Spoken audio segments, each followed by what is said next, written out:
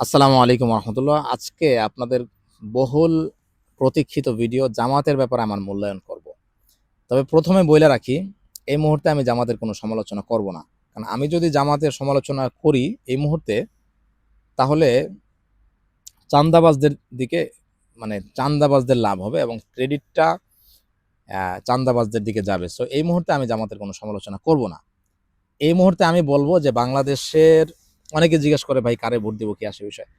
এই মুহূর্তে আমি বলবো জামাত বাংলাদেশের ক্ষমতায় আসার জন্য সবচেয়ে বেশি উপযুক্ত।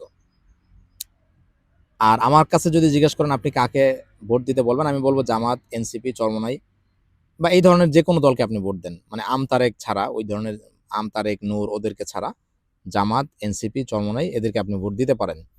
আমি কিন্তু এখানে কয়েকটা দলের নাম বললাম, তাহলে তার মানে বুঝতেই পারতেছেন যে আমি নির্দিষ্ট কোনো দলের কথা বললাম না। আর পুরাতনদের কথা আমি কেন সাপোর্ট করলাম না সেটা আপনার নিজের দিকে তাকান, আপনার চেহারার দিকে তাকান, আপনার যে পরনে যে কাপড়টা আছে সেটার দিকে তাকান, আপনি যে রাস্তা দিয়ে হাঁটতেছেন সেটার দিকে তাকান, আপনার পকেটে যে টাকা নাই সেটার দিকে তাকান। এগুলোর জন্য পুরাতন রাজনীতিবিদরা দায়ী, এই জন্য আমি তাদের কথা বললাম না। It's very clear. আপনি বিগত 55 54 55 বছরে শুধু পিছাইছেন, এর জন্য পুরানো রাজনীতিবিদরা দায়ী। অতএব তাদেরকে বিশ্বাস না করার জন্য এটাই যথেষ্ট। এবার আসি জামাতের বিষয়ে। সমালোচনা আমি কখন করব? জামাত ক্ষমতায় গেলে তারপরে করব, অথবা নির্বাচনের পরে করব। আর সমালোচনা করার বিষয়টা আমি এটাও বলি, দেখেন, মানুষের উন্নতির কোনো শেষ নেই।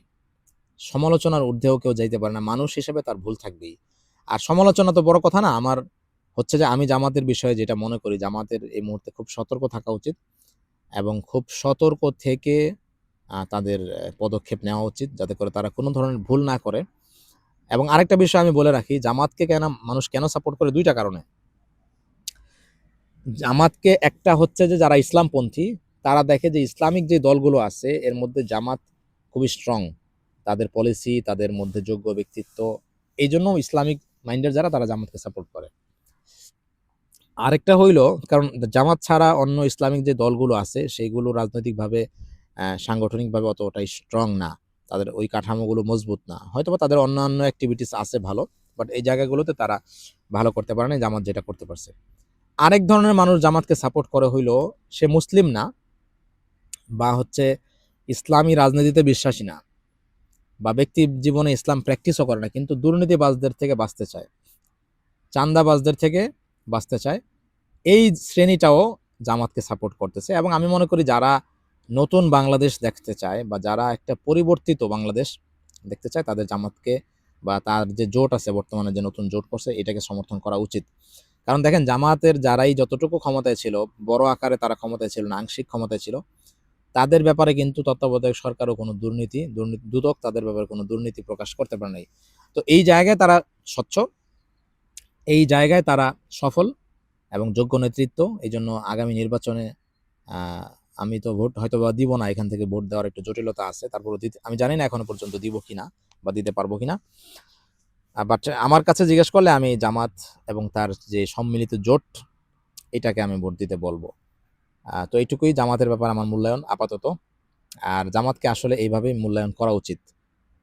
আর ছোট করে যদি একটু বলি যে রাজনৈতিকভাবে জামাত, অনেকে বলে যে জামাতের সাথে আপনি যুক্ত হবেন কিনা, তাদেরকে আমি বলতে পারি রাজনৈতিকভাবে আপনি, জামাত যেহেতু একটা রাজনৈতিক দল, আপনি রাজনৈতিক কর্মকাণ্ডে তাদের অংশীদার হইতে পারেন। বাট ইসলাম জানার জন্য, ইসলাম বোঝার জন্য এই জামাতও কিন্তু এটা ক্লেম করে না যে আমার থেকে ইসলাম শেখো। আমি যেভাবে নামাজ পড়ি, আমি যেভাবে কাপড় পরি, আমি যেভাবে দাড়ি রাখি, জামাত কিন্তু কিন্তু এটা ক্লেম করে না। তো জামাত বলে যে আমরা কোরআন সুন্নাহ ফলো করি। তো আপনি ইসলাম শেখার জন্য অবশ্যই কোরআন সুন্নাহ ফলো করবেন, কিন্তু বাংলাদেশের বর্তমান রাজনৈতিক যে প্রেক্ষাপট, সেইটাতে জামাতের চেয়ে যোগ্য আরো না কেউ না থাকার কারণে আপনি অবশ্যই জামাতকে সাপোর্ট করবেন। আমার মনে হয় আমি ক্লিয়ার করতে পারছি। তারপরেও যদি আরো কোনো প্রশ্ন থাকে, ইনশাআল্লাহ আবার কথা হবে পরে। আল্লাহ হাফেজ।